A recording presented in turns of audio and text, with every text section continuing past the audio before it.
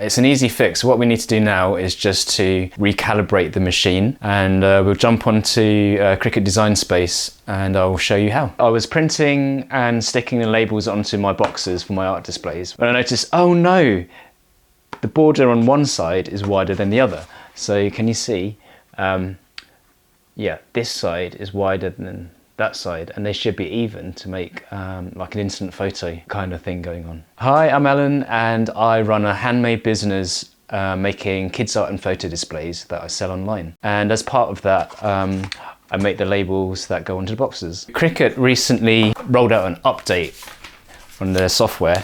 So when you do print and cut stickers, you might be familiar with this border that goes around your stickers, and what the border does is lets the sensor in the Cricuts judge where the position of your stickers or labels are so that it can cut accurately. So what happened with the update is the borders changed to become much less print, so it's just the corners now, a bit like the silhouette system.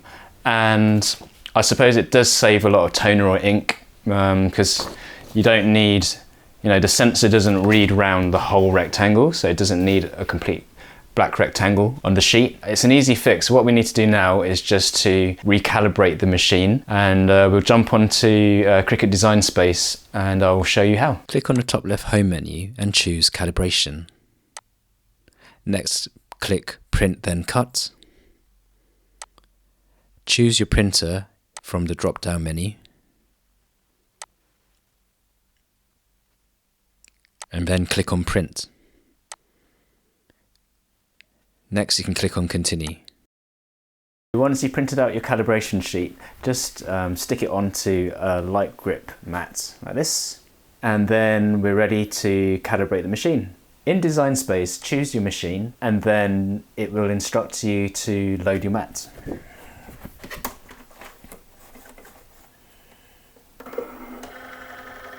The next step is to press the flashing go button.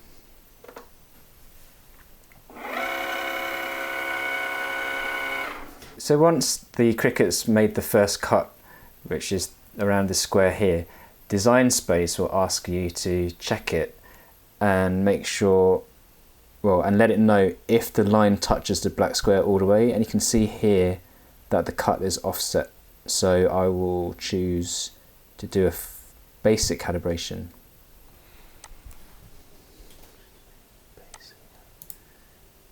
Once it's done the basic calibration, don't unload the sheet. Design Space is going to ask you to choose the numbers and letters on the calibration sheet which have been cut most accurately. So we can see here number 13. Actually, number 14 is the most accurate cut on the number scale, and on the letter scale, probably M. Yeah, I think M is probably the most accurately line that's been cut there. In Design Space, enter the letter and number that corresponds to the most accurate cut for you and click continue. Now that the basic calibration is complete, Design Space will ask you to unload the mat and print another calibration sheet. Printed a fresh calibration sheet and stuck it onto a light grip mat like this in the top left corner. Next we'll load the mat back into the machine.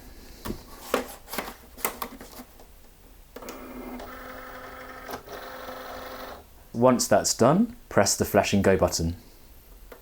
Test cut's been done. Design Space will ask you to have a look at the middle square of the calibration sheet to see if the cut is touching the line on all sides of the square. So you can see here that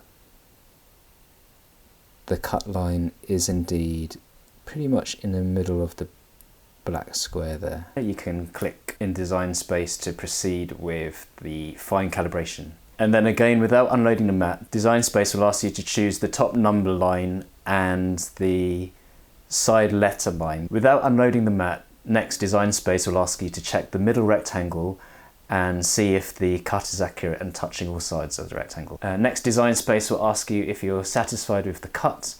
So if you are, click yes, and that's the end of the calibration. So let's see how it works out. I've loaded a print and cut sticker sheet onto my mat, and I'll put it in the machine, and hopefully it will be cut properly this time.